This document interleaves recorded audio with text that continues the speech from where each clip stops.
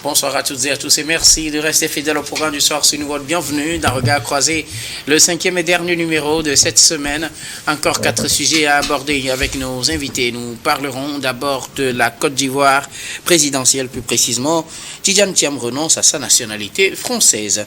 Notre deuxième sujet concerne le Burkina. Le capitaine Traoré déclare être désormais en guerre, dans une guerre d'indépendance. Troisième sujet, nous parlerons du Gabon, la dette envers la Banque mondiale entièrement réglée. Puis nous terminerons bien évidemment par le Togo. 12 partis politiques et des OSC exigent une transition politique. Et pour en parler ce soir, 3 invités sur ce plateau. Avec moi, Gabin Adjaro, vous êtes juriste et directeur des cabinets Jurist Consulting. Bonsoir Gabin et bienvenue. Bonsoir Dr Guillaume, merci de m'avoir invité. Merci beaucoup à vous Gabin d'avoir répondu à notre invitation. C'est moi. À côté de vous, Kokouvi Abaili Abassa, vous êtes économiste et analyste politique. Bonsoir Abassa et bienvenue. Bonsoir docteur, bonsoir à mes co-débatteurs de ce numéro. Et un coucou spécial à tous ceux qui travaillent dans l'ombre pour le rayonnement international du Togo et surtout pour le bien-être des Togolais. À ces hommes et femmes qui se débrouillent, qui se réveillent tous les jours pour aller servir la nation. Je les encourage à faire encore mieux et à rester focalisés sur l'essentiel qui est le développement du Togo. Surtout le développement durable. Merci beaucoup à vous, Kokouvi Abaili Abassa, d'avoir répondu à notre invitation. Un plaisir pour moi, docteur. Notre troisième invité ce soir, Adam Adjronou, vous êtes journaliste, directeur de publication du journal Vision d'Afrique. Bonsoir Adam et bienvenue. Bonsoir docteur, merci de m'avoir invité. Bonsoir à toutes et à tous ceux qui nous suivent de par le monde. Merci beaucoup à vous tous d'avoir répondu à notre invitation. Un grand plaisir. Avec vous, nous abordons notre premier sujet. Nous parlons de la Côte d'Ivoire présidentielle. Tidjane Thiam renonce à sa nationalité française. L'opposant et candidat déclaré à la présidentielle du 25 octobre 2025 en Côte d'Ivoire, Tidjane Thiam a rendu public le journal officiel de la République de France qui le décharge de sa nationalité française. Une étape importante pour lui dans la préparation de sa candidature à cette élection présidentielle. Nous en parlons avec nos invités. Je commence par vous, Gabin Adjaro. Tidjane Thiam met les chances de son côté pour voir sa candidature retenue finalement pour cette élection présidentielle et pour se donner également les chances de gagner à cette élection présidentielle. Une étape cruciale, c'est le fait de se débarrasser des autres nationalités puisqu'il doit être 100% ivoirien. Il vient de se débarrasser de sa nationalité française et il rend le journal officiel, le débarrassant justement de cette nationalité, il le rend public. Oui, c'est bien, c'est très bien pour Tidjane Thiam qui veut briguer la magistrature suprême en Côte d'Ivoire. Et ça fait pratiquement 1 mois, 10 jours qu'il a lancé cette procédure-là de décharge de la nationalité française. Et il vient d'obtenir gain de cause par rapport à cette situation-là. C'est vrai qu'il y a beaucoup de personnes qui disaient que Tidjane Thiam ne pourra pas être candidat au vu de la situation parce que la procédure serait assez longue. Parce que Jean-Louis Bion, lui aussi, il avait lancé la même procédure. Ça a fait pratiquement 10 mois avant qu'il n'obtienne gain de cause. Donc, les gens se sont dit que Tidjane Thiam, il va faire pratiquement 10 mois. Donc, déjà, les élections se seraient passées. Donc, il ne pourra pas participer aux élections. Mais ces détracteurs-là, ils n'auront que leurs yeux pour pleurer parce que le monsieur a maintenant le résultat qu'il veut et il va pouvoir participer aux élections, sauf situation cas de force majeure, parce que véritablement il y a un article de la constitution ivoirienne qui dit, l'article 48 notamment, qui dit que toute personne ayant fait allégeance à la France, surtout en obtenant la nationalité française, perd automatiquement sa nationalité ivoirienne. Donc on peut le lui opposer parce qu'entre-temps on avait opposé la même chose à d'autres Ivoiriens qui voulaient participer aux élections présidentielles et ils ont été déchus pratiquement de leur nationalité parce que ayant eu entre-temps à avoir la nationalité française, donc ils n'ont pas pu participer aux élections. Mais le cas de Tidjane Thiam, même en étant en France, en état français, il participait à la vie politique de la Côte d'Ivoire, il participait au congrès de son parti politique, le PDCI-RDA, il participait aux cotisations et autres. Là, il était tout le temps régulier. Donc, venir comme ça, les gens pensent qu'il a été parachuté à la tête du parti PDCI-RDA, mais le plus vieux parti d'ailleurs de la Côte d'Ivoire. Donc, c'est pas n'importe qui brigue la présidence quand même de ce parti politique-là, ça veut dire qu'il remplit pratiquement toutes les conditions et il est rentré en Côte d'Ivoire, non avec un passeport français, mais avec un passeport ivoirien. Et ça prouve à suffisance que c'est un monsieur qui est pratiquement réglo avec la loi aujourd'hui. C'est vrai, beaucoup de personnes vont dire pourquoi tu peux aller acquérir une nationalité française, d'autant quand tu es ivoirien. Mais notons que ce monsieur-là, il est né ivoirien et puis il est parti, mais c'est par rapport à un certain nombre de fonctions que le monsieur s'est dit, bon, si j'ai la nationalité française, je peux être propulsé vers l'avant. Et c'est les postes qu'il a eu à occuper ont permis au monsieur là de travailler quand même sur l'allègement de la dette en Côte d'Ivoire et surtout sur le processus encore de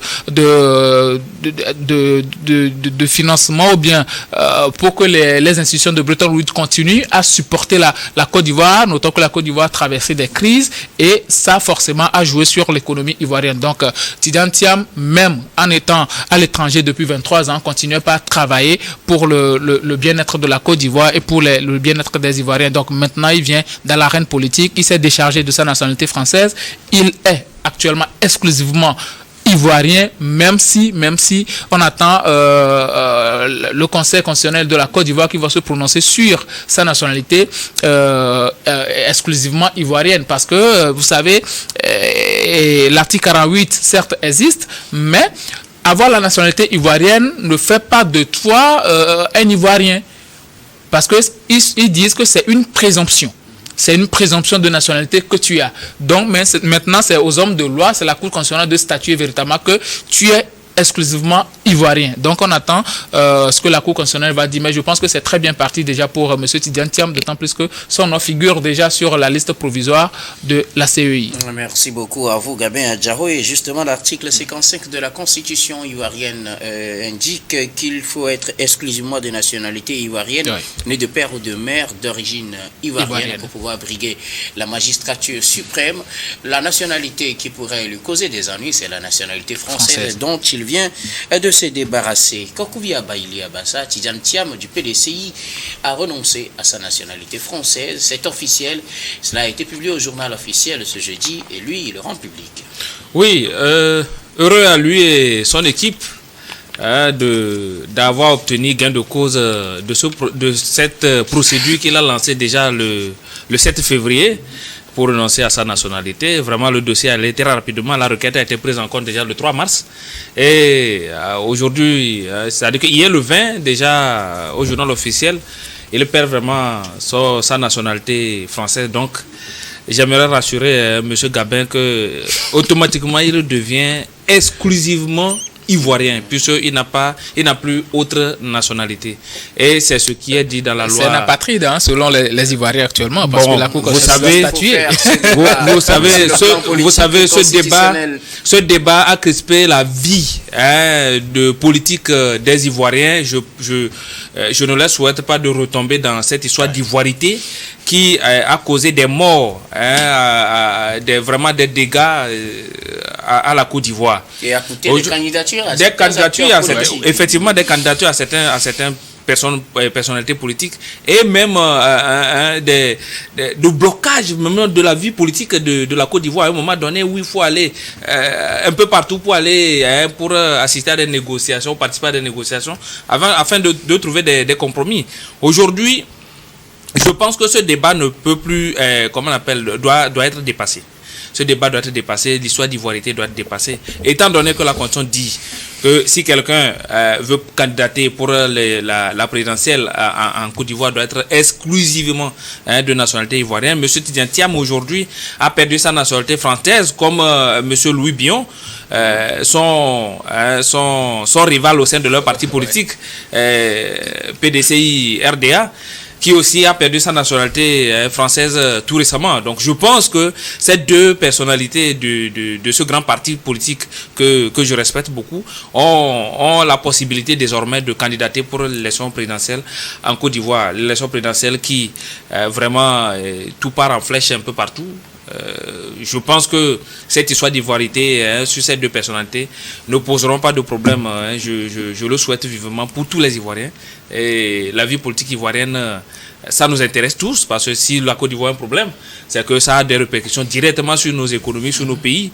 C'est je peux dire l'économie oui, motrice de l'UEMOA. Donc, un grand pilier pour l'économie de cette zone. Nous le souhaitons vraiment une évolution politique très apaisée et que les gens, surtout du parti au pouvoir, qui disent que les portes sont fermées hermétiquement pour les discussions, les débats, que ces portes-là s'ouvrent rapidement pour que la Côte d'Ivoire puisse aller dans une élection paisible, transparente, pour que les Ivoiriens puissent choisir librement le président qui va les diriger pour les 5 prochaines années. Sinon, pour le moment, M. Tidiane Thiam devient vraiment exclusivement ivoirien et au sein de son parti politique, à lui de se battre pour que son parti le présente à la candidature, à la présidentielle prochaine. Une autre bataille donc à faire par Tidiane Thiam qui va normalement faire face aux élans, aux velléités de candidature de Jean-Louis Billon. On va peut-être y revenir après.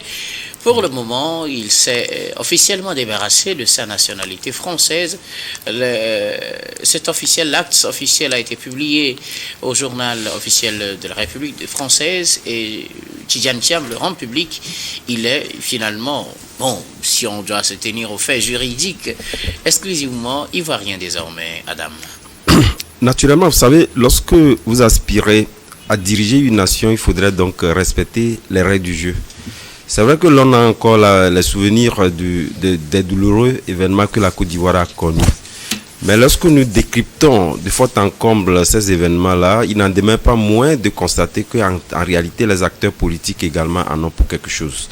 Et moi, je me dis, dans une anticipation assez rationnelle, il faudrait quand même que ces acteurs politiques, au-delà des à côté qui peuvent naturellement compromettre en réalité le bon déroulement de ces élections, puisque c'est de ça qu'il s'agit. Depuis un moment, depuis que Laurent Gbagbo et autres n'ont pas trouvé leur nom sur la liste électorale, ça cause problème. Oui. Les gens ressuscitent encore ces douloureux événements comme étant déjà, en tout cas, anticipent que ces douloureux événements encore adviennent. Mais ce qui a lieu de savoir, c'est justement de faire en sorte que ces acteurs politiques également puissent contribuer à l'apaisement. Ce que nous ne retrouvons pas, je le disais la fois dernière, en ce qui concerne dans Laurent Gbagbo. Lorsque vous savez la légalité vous y interdit, donc il faudrait quand même passer par les artifices politiques et permettre à ce que les dirigeants actuels puissent donc concéder à ce que donc vous déposez ces candidatures. Donc je pense que Tidiane Thiam a vu juste et réellement donc s'est conformé aux règles du jeu. Et ces règles du jeu-là interdisent notamment qu'un Ivoirien n'ait de la double nationalité donc pour poser une candidature lors de ces présidentielles-là. Donc il a posé, et justement, c'est vrai qu'il y avait une crainte, Adjaro le disait tantôt, du fait qu'on a vu d'autres qui avaient amorcé une telle procédure et le délai qui a suivi n'a pas permis, en tout cas à ces potentiels candidats de pouvoir donc faire acte de candidature. Et je pense que c'est désormais officiel, vous l'avez dit. Tidiane Thiam, je pense qu'il a eu quand même à jouer sa partition pour anticiper sur le bon déroulement de ce scrutin-là et éviter les bisbilles des acteurs politiques qui, du fait connaissant naturellement donc la légalité de la chose, essaient véritablement donc de pouvoir passer par d'autres artifices, créant encore davantage, en tout cas des remue-ménages et compliquant davantage également le bon déroulement du processus. Et on essaie donc de réactualiser le fait que la mauvaise foi devait donc a prévalu, émanant donc des acteurs politiques aujourd'hui ou des dirigeants actuels.